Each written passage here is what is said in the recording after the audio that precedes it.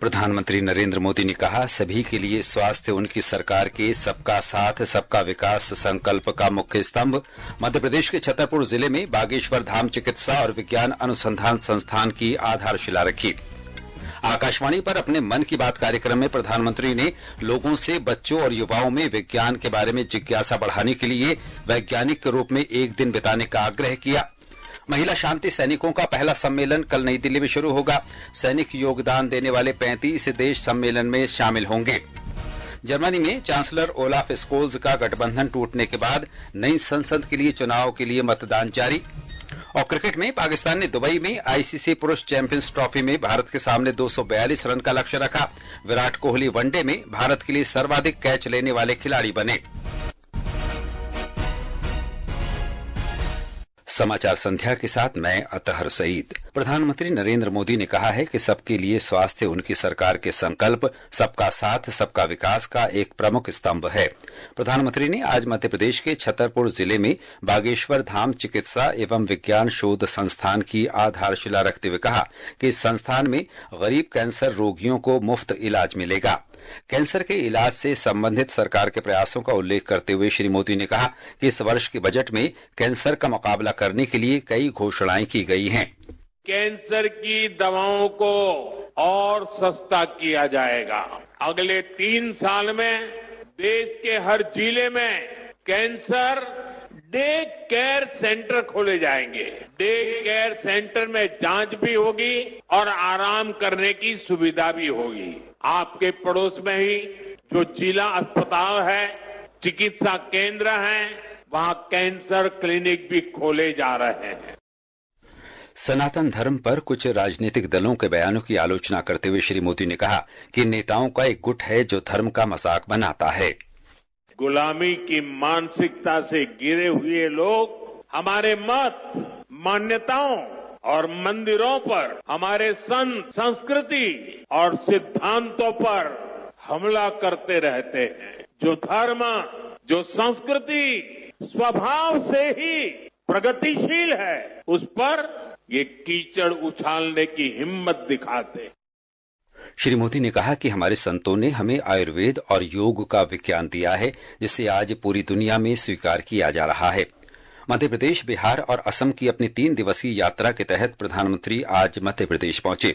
वे भोपाल में 2 दिवसीय वैश्विक निवेशक शिखर सम्मेलन 2025 का भी उद्घाटन करेंगे। कल प्रधानमंत्री बिहार के भागलपुर जाएंगे, जहां वे प्रधानमंत्री किसान योजना की 19वीं किस्त जारी करेंगे। वो बिहार में कई विकास परियोजनाओं का उद्घाटन और लोकार्पण भी करेंगे। इसके बाद प्रधानमंत्री झुमोर विनंदनी मेगा झुमोर 2025 कार्यक्रम में भाग लेने के लिए गुवाहाटी जाएंगे। इससे पहले आज सुबह आकाशवाणी पर मन की बात कार्यक्रम में श्री नरेंद्र मोदी ने कहा कि आर्टिफिशियल इंटेलिजेंस AI के क्षेत्र में भारत तेजी से अपनी मजबूत पहचान बना रहा है। उन्होंने कहा कि भारत के लोग नई प्रौद्योगिकी अपनाने में किसी से पीछे नहीं हैं। उन्होंने हाल ही में पेरिस में आयोजित AI सम्मेलन के अपने अनुभव साझा किए। प्रधानमंत्री ने इस बात पर प्रकाश डाला कि युवाओं की भागीदारी से अंतरिक्ष और आर्टिफिशियल इंटेलिजेंस जैसे विभिन्न क्षेत्रों में नई क्रांति आ रही है। उन्होंने इस बात पर गर्व व्यक्त किया कि देश ने पिछले महीने इसरो के जरिए अपना 100वां रॉकेट छोड़ा।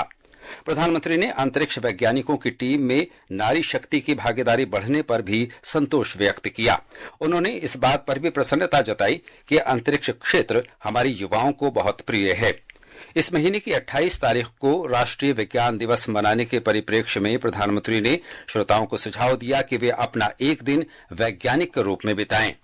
हमारे बच्चों का, युवाओं का साइंस में इंटरेस्ट और पैशन होना बहुत मायने रखता है। इसे लेकर मेरे पास एक आइडिया है, जिसे आप one day as a scientist कह सकते हैं। यानी आप अपना एक दिन एक साइंटिस्ट के रूप में बिताकर देखें। आप अपनी सुविधा के अनुसार कोई भी दिन चुन सकते हैं। उस दिन आप किसी रिसर्च लैब, प्लेनेटोरियम या फिर स्पेस सेंटर जैसी जगहों पर जरूर जाएं।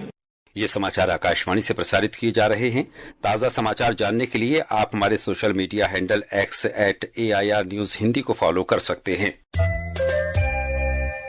ये आकाशवाणी है। महिला शांति सैनिकों के लिए ग्लोबल साउथ के परिप्रेक्ष्य में महिला शांति सैनिकों की भूमिका विषय पर अपनी तरह का पहला सम्मेलन कल नई दिल्ली में शुरू होगा। 2 दिन के इस सम्मेलन का आयोजन विदेश मंत्रालय ने रक्षा मंत्रालय और संयुक्त राष्ट्र शांति सैन्य केंद्र के सहयोग से किया है। सम्मेलन में ग्लोबल साउथ से शांति सेना में योगदान करने वाले 35 देशों की महिला शांति सैनिकों के हिस्सा लेने की संभावना है। विदेश मंत्री डॉक्टर एस जयशंकर इस सम्मेलन में प्रमुख भाषण देंगे। दिल्ली की नवगठित विधानसभा का 3 दिन का पहला सत्र कल से शुरू हो रहा है। सत्र के पहले दिन नए विधायकों को शपथ दिलाई जाएगी और विधानसभा अध्यक्ष का चुनाव होगा। दूसरे दिन दिल्ली के उपराज्यपाल विनय कुमार सक्सेना सदन को संबोधित करेंगे और पिछली सरकार के कामकाज से जुड़ी कैग रिपोर्ट प्रस्तुत की जाएगी।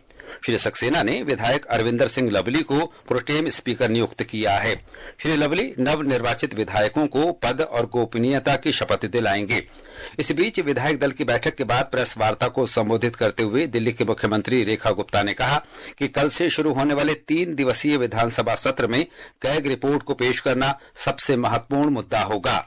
पहले ही सदन में सीएजी की रिपोर्ट हम सदन के पटल पे रखें। जनता की गाड़ी खून पसीने की कमाई जिसका पिछली सरकारों ने दुरुपयोग किया, 1-1 रुपए का हिसाब जनता को देना होगा। श्रीमती रेखा गुप्ता ने आज नई दिल्ली में केंद्रीय गृह मंत्री अमित शाह से मुलाकात की। एक सोशल मीडिया पोस्ट में श्री शाह ने कहा कि मुख्यमंत्री के रूप में श्रीमती रेखा गुप्ता का कार्यकाल दिल्ली को नई ऊंचाइयों की ओर ले जाएगा और लोगों की आकांक्षाओं को पूरा करेगा। मुख्यमंत्री ने रक्षा मंत्री राजनाथ सिंह से भी मुलाकात की। वहीं आम आदमी पार्टी के वरिष्ठ नेता और पूर्व मुख्यमंत्री आतिशी को दिल्ली विधानसभा में विपक्ष का नेता चुना गया है। ये फैसला आज नई दिल्ली में आम आदमी पार्टी विधायक दल की बैठक में किया गया। तेलंगाना में नागर कुर्नूल जिले के दोमलपेंटा में Shri slam left bank canal सुरंग परियोजना के भीतर फंसे लोगों को बाहर निकालने के लिए बचाव अभियान तेज कर दिया गया है। कल सुबह हुई इस घटना में 2 इंजीनियर और 6 कामगार सुरंग के भीतर फंस गए तथा कई अन्य घायल हो गए। राज्य के मंत्री कृष्णा राव घटनास्थल पर सिंचाई मंत्री उत्तम कुमार रेड्डी के साथ मौजूद हैं। हमारे संवाददाताओं को बताया कि बचाव दलों ने सुरंग में फंसे लोगों तक पहुंचने के लिए कई प्रयास किए हैं।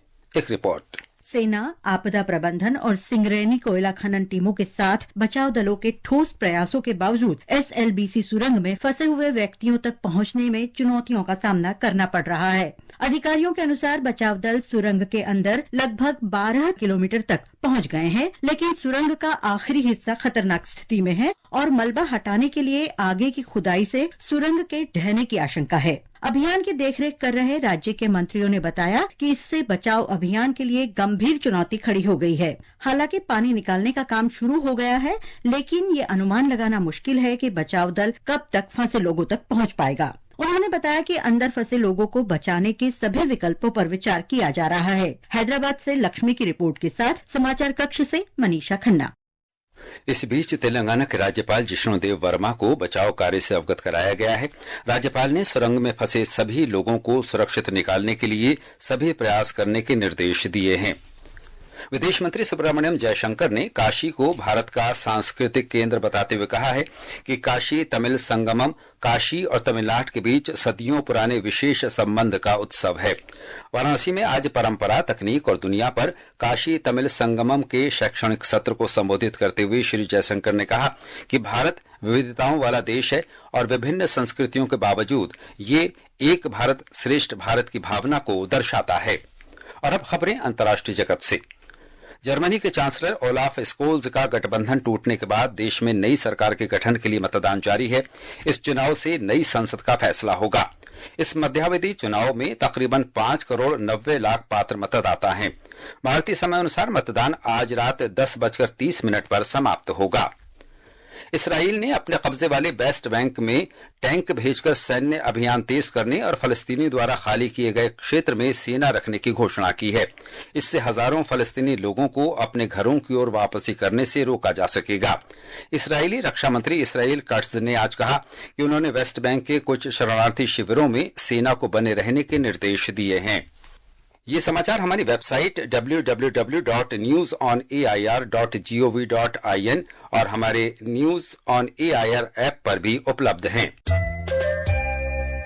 समाचार संध्या में आपका फिर स्वागत है और अब खबरें महाकुंभ से।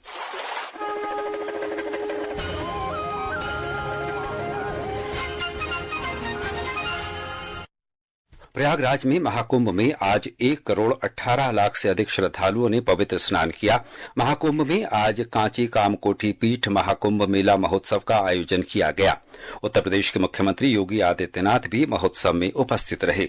एक रिपोर्ट।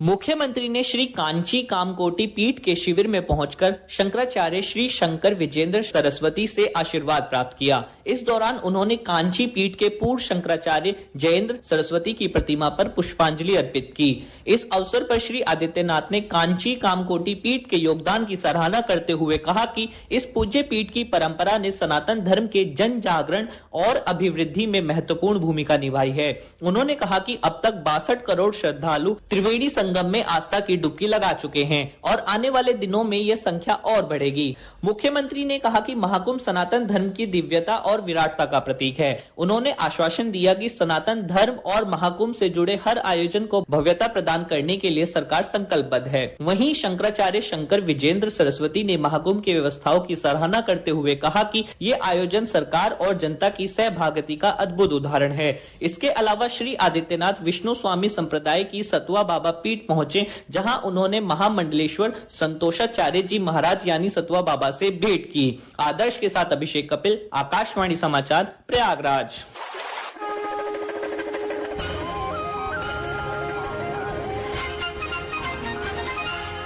आकाशवाणी का समाचार सेवा प्रभाग हिंदी और अंग्रेजी में अपने साप्ताहिक फोन इन कार्यक्रम पब्लिक स्पीक में कल रात 9:30 बजे पुनर्चक्रण और अपशिष्ट प्रबंधन विषय पर परिचर्चा प्रसारित करेगा।